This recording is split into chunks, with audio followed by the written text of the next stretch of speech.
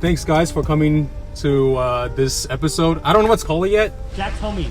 Jack's Homies. I'll think of something. But the whole point, like I said earlier, is for us to be here and talk about cars like we do at work, right?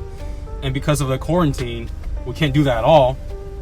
And that's why we gotta do it here in the cars. Most of us are, what, car enthusiasts here?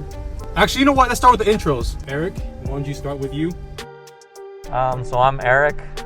I would say I'm a pretty big car enthusiast. I own a GTI as a daily driver, MK7. I also have a BMW 135i, converted to... Fat turbo. Yeah, converted from twin turbo to single turbo. I made it converted the front end to a 1M. Still working on changing it completely into a 1M. You want to tell us what happened with the car? Oh, the car is currently down. Apparently by boosting the horsepower and boosting it up more and changing out the coils, I fried my ECU. I guess it affected my injectors, so I need all new injectors. Flywheel, new clutch, a lot of things. It's a domino effect, man. So yeah, BMW life. You know, I know, right? What can you I feel expect? you. Tony?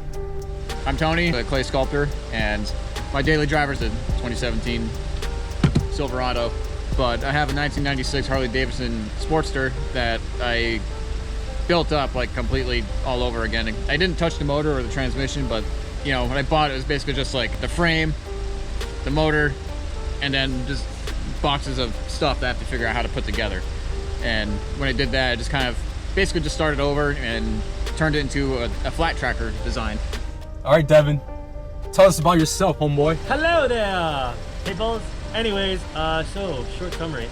I'm a designer, exterior, interior. I drive a 2010 Nissan 370Z. It's tuned. It has a full arc exhaust, lowered on Swift springs, some other cosmetic stuff. Full Z1 intakes, aftermarket 34-row set trap oil cooler, and I drive the shit out of it. And on top of that, with other cars that I want in the future, like a Supra. Whoa! Is that a Supra? Your goal is to have a Supra and the 350Z. 70 home. My bad. Damn! My Oh, I can why see the Devin window crying rolling over up? there. Thank you. Wah, wah. I still haven't said what car you got. So I'm Jack. I ended up getting M3. I absolutely love this thing. And he wanted a Subaru. It's got intake full exhaust. The ECU has been slightly tuned. Slightly. Yeah.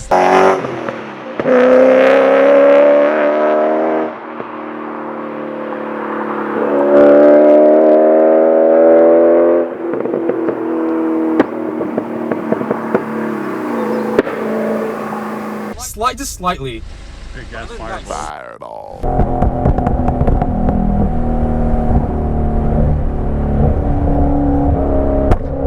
What else?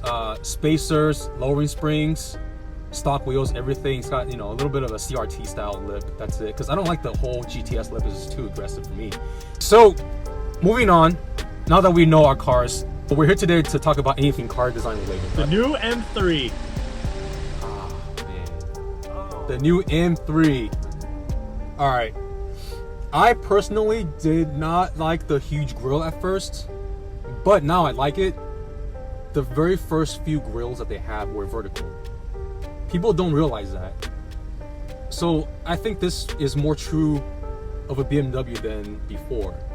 And you know what? People, when they see cars, it's all about first impression. And when you see the big ass grill, you're not gonna forget that. Yep. Well, even Go for it. I was gonna say, even like it wasn't even that early either. Like when they had it back in the 40s, but they even had it up to like the 60s with like the 2002. I saw the new 4 Series in person, not the M4, and I kind of went into the experience with the preconceived notion that I'm just gonna hate it. But based off of my first impression, it actually didn't bother me. It generates opinions, but in person, I found myself comparing a previous gen 4 Series to the current one, and I actually think that it was probably a good direction that they did with the grille. I'm gonna get so much crap for that, but I feel like this falls under what we were just talking about before, when it's something new and uncomfortable. We're gonna hate it at first and eventually grow to like it. Because I remember I saw one behind me about a week ago, or 2 weeks ago, when I sent it to you and Doug. Like, you could see it like right off the bat. Oh yeah. And in my mirror, I was like, "That holy crap! That's the new BMW with the big grille." And I can't tell if I don't know how, like, I can't tell if I'm like trying to hate it because I feel like I should, or if I actually kind of like it. I'm still trying to figure it out. There you go. That is that relationship I was talking about. It's like this love and hate. You're going back and forth. And the more you go back and forth to it, the more involved with the design you are emotionally. And then that's where it starts to have this impression on you that lasts, you know, for a while. I know that the Chinese market love it because they love anything that is like very stately.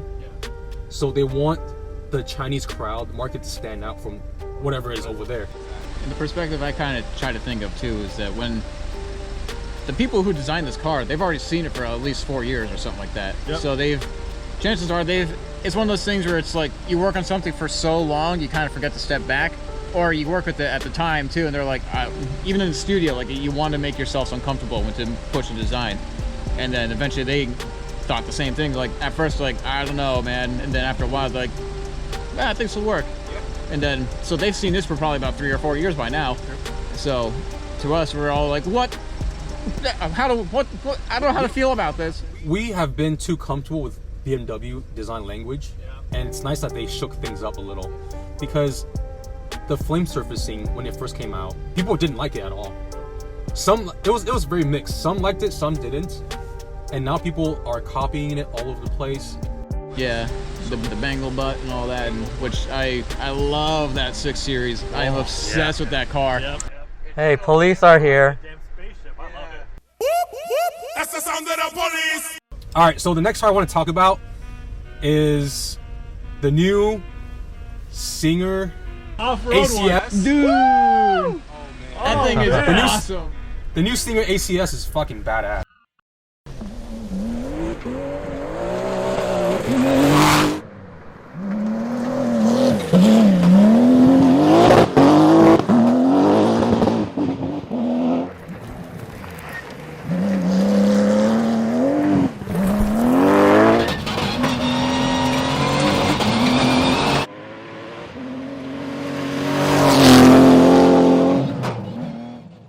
That's so cool.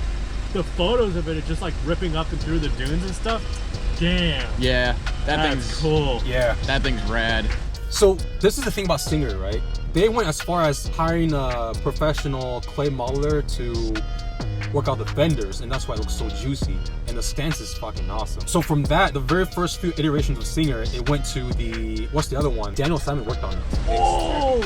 It's fucking nice. This one came to Art Center. I was at the Car Classic. What was it again? Man, you Art Center kids are lucky. Yeah, this thing is so sick. I mean, everything about that car. Oh, that was a drone. Everything about that car is like beautifully crafted. The stitching on the leather, the carbon in the doors, the shifter, the aluminum shifter, everything. I mean, you could literally stare at that car for hours and find something new everywhere you look. Yeah.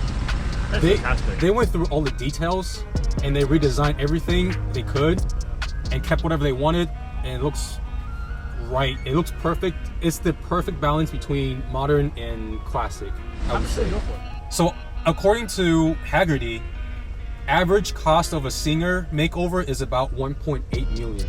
It's really How many pricey. Supras 'cause did I buy with it's- that?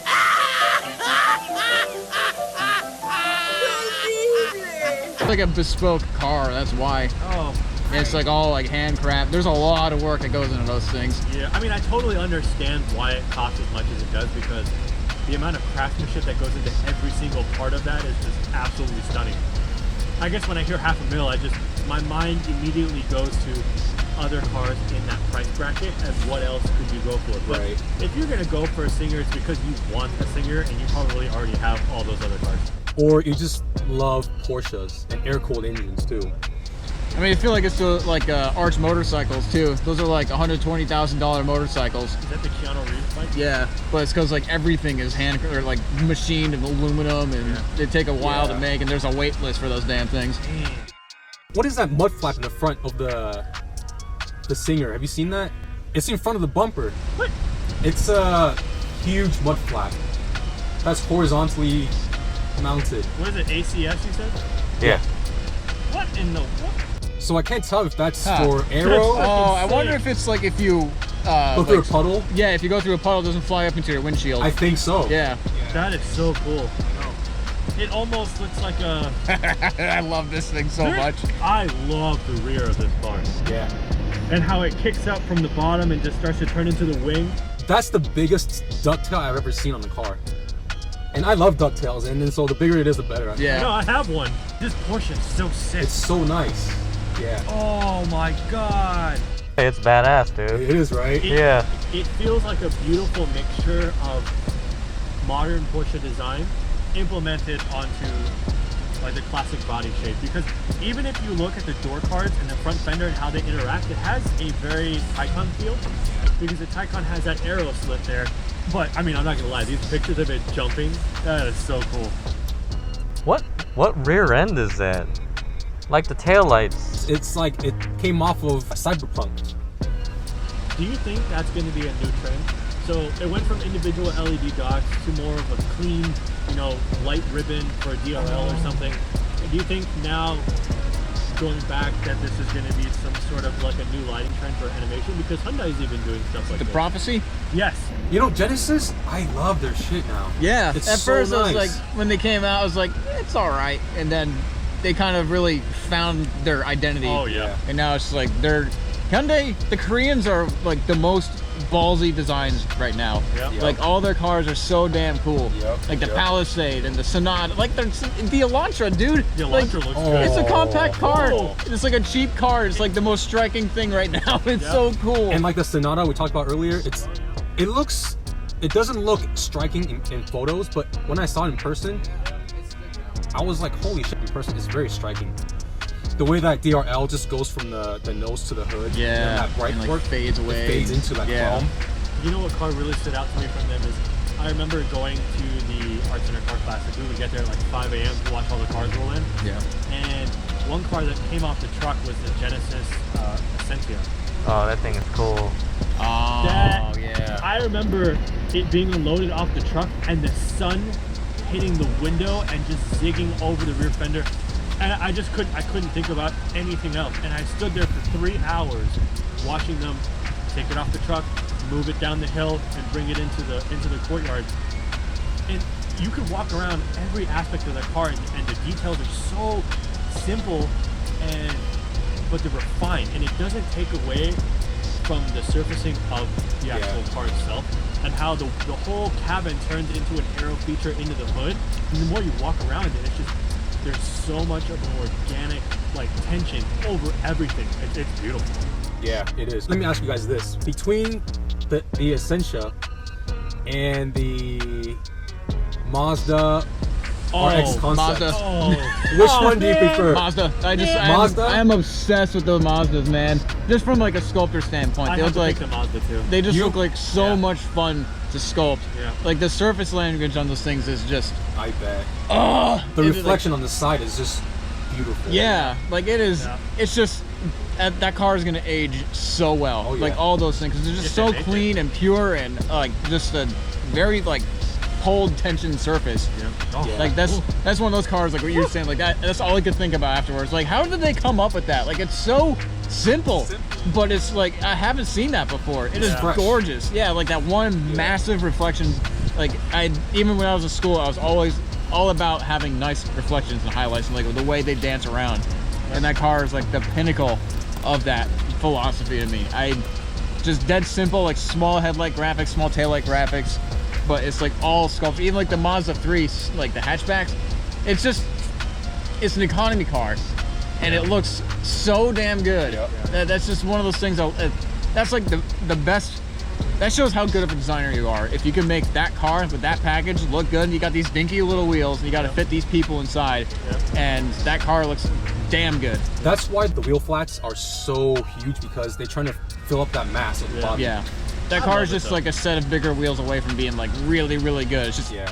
Dude, I'm a huge Mazda fanboy, so it's kind of unfair. But not only do I love RX-7s, but just the design of the RX concept is so beautiful. I'm a huge fan of cab rear cars, like the Datsun 240Zs and whatnot. That's just my favorite proportion. So, and also the RX concept is just like such a pure, like, it's like a speed form, you know? It's like a pure speed form where you just put wheels on it. You know, it's just beautiful. Reflections are beautiful. I feel like a lot of designers are very inspired by that car, and you could see it in a lot of new designs that you see, sketches, you know. Yeah. So for me, I don't kick my ass, but I'm gonna pick the Essentia. What I love about that thing is I don't know. Yeah, that thing is cool. How pointy and low the front is. It is incredibly directional. Oh yeah. It looks good. Yeah. And you know what? I prefer the rear end of the Essentia a little bit, just because of the cleanliness of that ducktail with the oval graphic, and then the two taillights that kind of, you know, come together towards the center, pointing at the center of the car. It's just really nice. It really enhances the width. Yeah, those two cars are fucking beautiful. Which one came out first? Mazda. Yeah. Mazda? And Mazda's, that's the thing too. I think it's been around for at least 5 years now, hasn't it? That Yeah. design. So like, it still looks damn good. I just love like really simple stuff like that. Like that's what the Mazda did. But the Essentia is very, looking at it again, it's like it's incredibly just like a really tight surface on it. Like there's a lot of tension in it. Yeah. The only thing about the Essentia is if you look at it without knowing the brand, you can kind of imagine it being of some other brands, you know? Where the Mazda, I feel like you look at that concept, you can't pin any other brand on it. But You know that's what I mean? just the nature of any new brand. They're still trying to find an identity. Yeah, so at Right. that point they're trying to figure out themselves. I'm glad that they found their identity because this one seems to be working for them pretty well. Yeah, It does. doing. So Lexus took a huge risk by making their cars very, very progressive, Yeah. Yeah, it worked though. Yeah. and Genesis did the same thing, but in the opposite direction by making things a little more simpler, but very, very pure and fresh. Now going back to the Mazda, the body size is really beautiful, and the way I can describe it for people who are not familiar is, imagine going to Chicago and see the beam.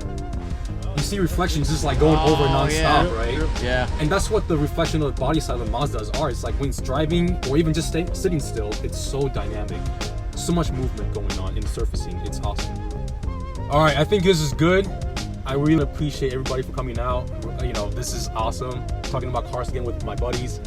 If you made it this far and you want to see more content like this, let us know in the comments, and we'll do our best to give you what you want. Peace. Huh.